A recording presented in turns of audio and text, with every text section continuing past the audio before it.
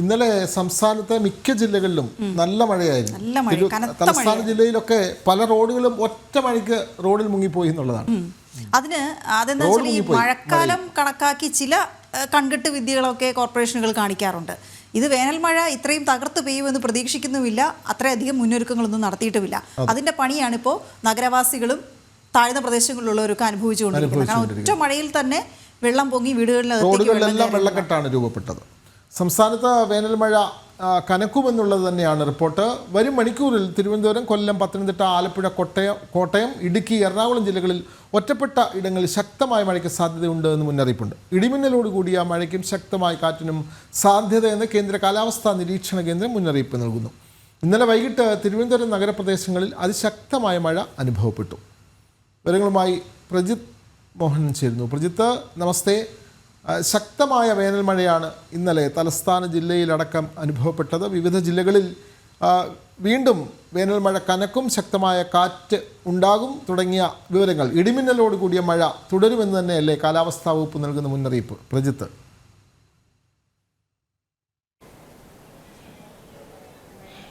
ഒറ്റപ്പെട്ട ഇടങ്ങളിൽ ഇടിമിന്നലോടുകൂടി കനത്ത മഴയ്ക്ക് സാധ്യതയുണ്ട് എന്ന് തന്നെയാണ് കാലാവസ്ഥാ നിരീക്ഷണ കേന്ദ്രം അറിയിക്കുന്നത്. പ്രത്യേകിച്ച് ഒരു മഴ സാധാരണഗതിയിലുള്ള മഴ അലർട്ടുകളിലേക്ക് വരുമ്പോൾ ഇന്ന് സംസ്ഥാനത്തെ എല്ലാ ജില്ലകളിലും ഗ്രീൻ അലർട്ടുണ്ട്.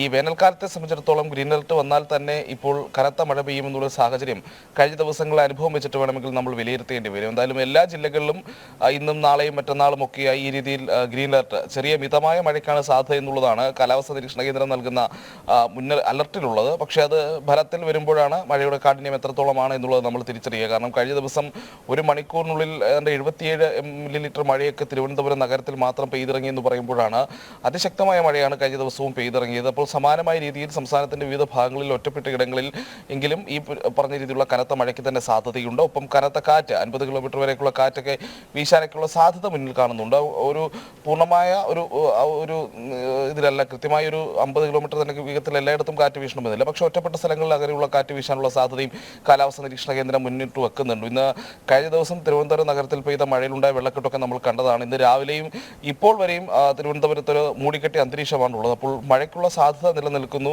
അത് ഏത് രീതിയിലായിരിക്കും മഴ എന്നുള്ളത് കാത്തിരുന്ന് തന്നെ കാണേണ്ടി വരും. എന്തായാലും കഴിഞ്ഞ ദിവസത്തെ മഴയിൽ കുറച്ചൊന്നുമല്ല തലസ്ഥാനവാസികൾ ബുദ്ധിമുട്ടിയത് എന്നുള്ളത് എടുത്തു പറയേണ്ടിയിരിക്കുന്നു. കാരണം തിരുവനന്തപുരം നഗരത്തിലെ പലയിടങ്ങളിലും, ഇപ്പോൾ തമ്പാനൂരാണെങ്കിലും ശരി, ചാലയിലാണെങ്കിലും ശരി, ബേക്കറി തുടങ്ങിയിട്ടുള്ള ഭാഗങ്ങളിലൊക്കെ പലയിടങ്ങളിലും ഈ താഴ്ന്ന പ്രദേശങ്ങളിൽ ഒപ്പം റോഡ് പണിയൊക്കെ നടക്കുന്ന മേഖലകളിലൊക്കെ വലിയ രീതിയിലുള്ള വെള്ളക്കെട്ടുണ്ടാകുന്ന കാഴ്ചയാണ് കണ്ടത്. കാരണം ഓടകൾ പലയിടത്തും നിറഞ്ഞു കിടക്കുന്ന ഒരു സാഹചര്യമുണ്ട്, അല്ലെങ്കിൽ അത് തടസ്സപ്പെട്ട് കിടക്കുന്ന ഒരു സാഹചര്യമുണ്ട്. അപ്പോൾ അത്തരം മേഖലകളിലൊക്കെ വലിയ രീതിയിലുള്ള വെള്ളക്കെട്ട് ഇന്നലെ രാത്രി പെയ്ത ഈ ഒരു മണിക്കൂർ 1.5 മണിക്കൂർ നീണ്ടു നിന്ന അതിശക്തമായ മഴയിൽ ഉണ്ടായി എന്നുള്ളതാണ്. പലയിടത്തും മലവെള്ളം കുത്തിയൊലിച്ച് വരുന്നത് പോലെ ഈ മഴവെള്ളം കുത്തിയിറങ്ങി ഒലിച്ച് വരുന്ന കാഴ്ചയൊക്കെ നമ്മൾ കാണുന്നുണ്ടായിരുന്നു. അത്ര വലിയ ഒഴുക്ക് നഗരത്തിന്റെ പലയിടങ്ങളിലും, പ്രത്യേകിച്ച് ഈ ചരിഞ്ഞു കിടക്കുന്ന ഭാഗങ്ങളിലൊക്കെ റോഡുകളിലൂടെയൊക്കെ വെള്ളം കുത്തിയൊലിച്ച് വരുന്ന ഒരു കാഴ്ചയുണ്ടായിരുന്നു. പലയിടത്തും ഒരു 1-2 മണിക്കൂറോളം ഈ മഴ പെയ്ത് കഴിഞ്ഞിട്ടും ഈ വെള്ളം ഇങ്ങനെ പൊങ്ങി നിൽക്കുന്ന സാഹചര്യമുണ്ടായി. പലയിടത്തും വീടുകൾക്കുള്ളിൽ വെള്ളം കയറി. ഇപ്പോൾ അഞ്ചൂർ ഭാഗത്തൊക്കെ കോടതിയുടെ വരാന്തകൾ വരെയൊക്കെ വെള്ളം ഇങ്ങനെ ഇരച്ചു കയറുന്ന ഒരു സാഹചര്യമൊക്കെ ഉണ്ടായി എന്നുള്ളതാണ് നമ്മൾ മനസ്സിലാക്കേണ്ടത്. അപ്പോൾ അത്ര വലിയ മഴയാണ് കഴിഞ്ഞ ദിവസം തിരുവനന്തപുരം നഗരത്തിൽ മാത്രം പെയ്തത്.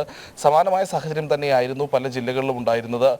എല്ലായിടത്തും അപ്രതീക്ഷിതമായി എത്തിയ മഴയാണ്. അതുകൊണ്ട് തന്നെ ആൾക്കാർ അല്പം ബുദ്ധിമുട്ടുകയൊക്കെ ചെയ്ത സാഹചര്യമുണ്ട്. ചിലയിടങ്ങളിലൊക്കെ ഈ മരമൊടിഞ്ഞു വീണും ചിലകളൊക്കെ ഒടിഞ്ഞു വീഴുന്നൊക്കെയുള്ള രീതിയിലുള്ള കാര്യങ്ങളൊക്കെ ഉണ്ട്. എന്നാലും വ്യാപകമായൊരു നാശനഷ്ടത്തിലേക്ക് കാര്യങ്ങൾ പോയിട്ടില്ല എന്നുള്ളതാണ്.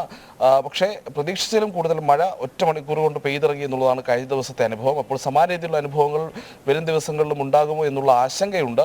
പക്ഷേ വേനൽ മഴയാണ്. ഈ പറയുന്ന രീതിയിൽ സംസ്ഥാനത്ത് കൊടും ചൂടാണ് കഴിഞ്ഞ കുറേ നാളുകളെ അനുഭവപ്പെടുന്നത്. അപ്പോൾ അതിനൊരു ആശ്വാസവും ഈ മഴ നൽകുന്നുണ്ട്. അതും പറയാതിരിക്കാൻ വയ്യാത്ത കാര്യമാണ്. ശരി പ്രജിത്ത് പറഞ്ഞതിൽ ചില ആശങ്കപ്പെടുത്തുന്ന വാചകങ്ങൾ എന്താണെന്നറിയാമോ വിനോദ്? ഈ റോഡ് പണി നടക്കുന്ന ഇടങ്ങളിലുമൊക്കെ വലിയ വെള്ളക്കെട്ടെന്നാണ്. അവിടെയൊക്കെ ചിലപ്പോൾ സൂചനാ ബോർഡുകൾ വെച്ചിട്ടുണ്ടാകാം, അതിൻ്റെയൊക്കെ മുകളിൽ വെള്ളമായി. അപ്പോൾ ഇന്ന് രാവിലെ അല്ലെങ്കിൽ ഇന്നലെ രാത്രി തന്നെയും അതുവഴി പോകുന്ന വാഹനങ്ങൾ എത്രണ്ണം അപകടത്തിൽപ്പെടും എന്ന സാഹചര്യം കൂടിയുണ്ട്. ഇത് പലയിടത്തും അപകടക്കണിയായി റോഡുകൾ മാറുന്ന കാര്യം കൂടി ശ്രദ്ധയിൽപ്പെടണം. പുറത്തിറങ്ങി യാത്ര ചെയ്യുമ്പോൾ വെള്ളക്കെട്ടുള്ള പ്രദേശങ്ങളിൽ പ്രത്യേകിച്ച് സൂക്ഷിക്കുക എന്നുള്ള കാര്യം കൂടി ഈ ഘട്ടത്തിൽ ഓർമ്മപ്പെടുത്തുകയാണ്.